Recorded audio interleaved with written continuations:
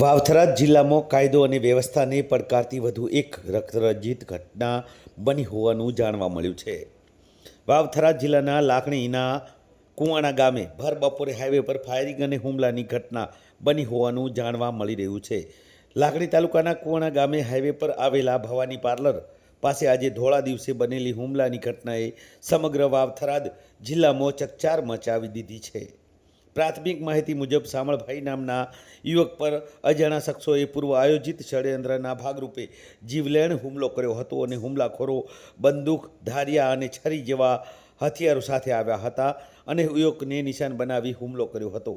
હુમલા દરમિયાન ફાયરિંગ પણ કરવામાં આવ્યું હોવાનું જાણવા મળી રહ્યું છે। ભરચક હાઈવે પર બનેલી આ ઘટનાએ યુવકને બચવાનો કોઈ મોકો ન મળતા યુવકનું ઘટના સ્થળે જ નીપજ્યું હોવાનું જાણવા મળી રહ્યું છે। હુમલાને અંજામ આપ્યા બાદ હુમલાખોરો ઘટના સ્થળેથી ફરાર થઈ જતા સમગ્ર વિસ્તારમાં ભય અને અફરાતફરીનો માહોલ સર્જાયો છે।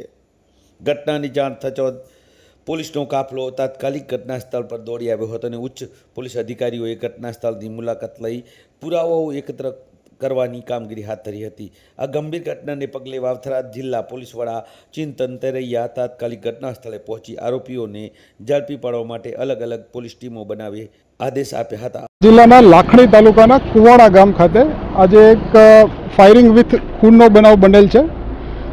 પોલીસને તાત્કાલિક માહિતી મળી એટલે બનાવવાળી સ્થળે પહોંચી અને ઉપલબ્ધ સીસીટીવી કેમેરાના માધ્યમથી ગુનાની પ્રાથમિક તપાસ છે। જે આરોપીઓ છે એની ઓળખ કરવાની કામ અને જે વિગતો મળી છે પ્રાથમિક એના આધારે સમગ્ર જિલ્લામાં નાકાબંધી કરી અને આરોપીઓ સુધીના મૂળ સુધી પહોંચવા માટે અમારી લોકલ અને સ્થાનિક તમામ ટીમો એક્ટિવેટ થઈ છે। ટેકનિકલ અને હ્યુમન ઇન્ટેલિજન્સથી ટૂંક સમયમાં અમે ગુનાનો ભેદ ઉકેલવા માટે તમામ પ્રયત્નો કરી રહ્યા છીએ। કેટલું ફાયરિંગ થયું, કેટલા રાઉન્ડ ફાયરિંગ એ તપાસનો વિષય છે। હાલ જે મરણ જનાર છે એની ઓળખ થઈ ગઈ છે।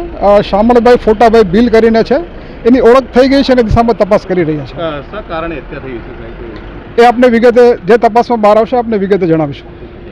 પોલીસે આસપાસના વિસ્તારોના સીસીટીવી ફૂટેજ, ટેકનિકલ સર્વેલન્સ તેમજ અન્ય પુરાવાઓના આધારે સઘન તપાસ શરૂ કરી છે। ધોળા દિવસે જાહેર માર્ગ પર થયેલી આ ઘટનાએ અનેક સવાલો ઊભા કર્યા છે। આખરે હુમલા પાછળનું કારણ શું છે, હુમલાખોરો કોણ છે અને કેટલા સમયમાં પોલીસ આરોપીઓ સુધી પહોંચે છે તે હવે તપાસનો વિષય બન્યો છે।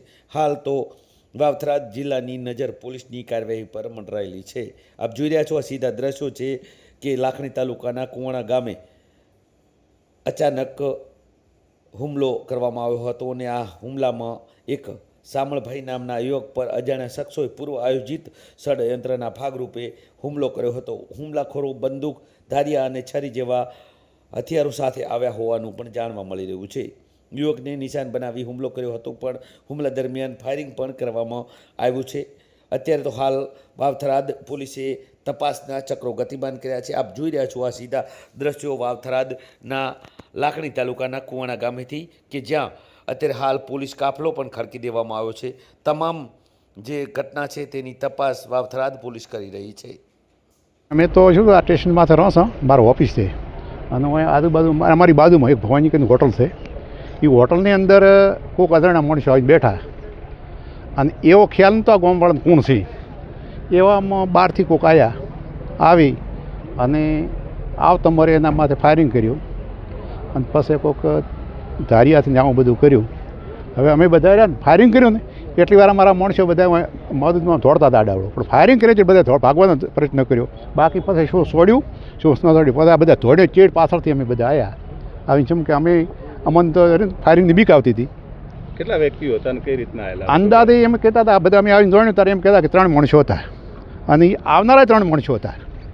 એટલે પાછું શું છે કે એને ફાયરિંગ ઓલાને માર્યો, એને પાછા કોઈક પડ્યો હતો એટલે પાછા બે ધોડ્યા, એની પાછળ પછી ઓલા જે હતા ને ભાઈ આ મારવાવાળા એ વળી ચેડી ધોડ્યા। પાછા એ બધું ગોમ બારી જોઉં પછી અમે બધા ગોમવાળા ભેળા છે અને તાત્કાલિક પોલીસને ફોન કર્યા। આ ફાયરિંગ થઈ કે શેના બંદૂક હતી, રિવોલ્વર કઈ રીતે? હવે આ તો એમ કહેતા હતા કે રિવોલ્વર હતું, હું દેખાણું